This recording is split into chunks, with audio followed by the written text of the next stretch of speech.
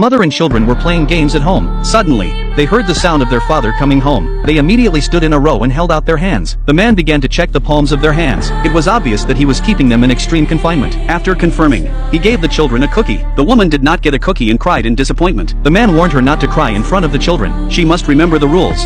That late night, she finally broke free from her 13-year cage. When she saw a passing vehicle in the distance, she knew this was her only chance to survive. She ran toward the highway with all her might. However, the woman was hit by a car. During the doctor's diagnosis, the girl reminded the doctor that her mother's blood type was the rare AB negative type. She said this was what her mother had told her. Soon, the ambulance returned to the hospital. The doctors and nurses rushed to take the woman inside for emergency treatment, and no one had time to look after the child. The girl seemed to be visiting such a place for the first time. She memorized the signs on the walls, then began counting each step she took. Perhaps this was her way of passing the time. Soon, the nurse looking after her, Lucy, walked over. Her first instinct was to put out her hands for inspection. Upon inquiry, the girl's name was Hannah. Her mother's name was Lena. Since the driver who hit Lena fled the scene, Lucy began to ask Hannah, "Do you know what happened?" However, Hannah said the driver was not at fault. She described how the driver had been taking care of her mother, but fled just before the ambulance arrived. The reason she believed the driver was not at fault was because she thought her mother often made mistakes. Her mother was always clumsy, so it wasn't the driver's fault. She said her mother often made mistakes at home, and sometimes fainted and hit her head on the table leg. "I was worried she might fall into the toilet,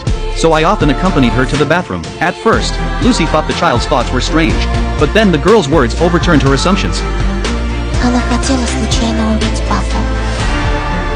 Lucy realized she needed to notify the police immediately. Soon, a female detective arrived at the hospital. Lucy said the girl refused to reveal her home address, saying it was their family rule. The address was their secret. The female detective sent her subordinates back to the scene, while she stayed behind to conduct a detailed investigation. Since the psychologist hadn't arrived yet, the female detective could only start from other places. But strangely, the doctor told her that Lena's blood type wasn't a rare type, but Hannah said that was what her mother told her.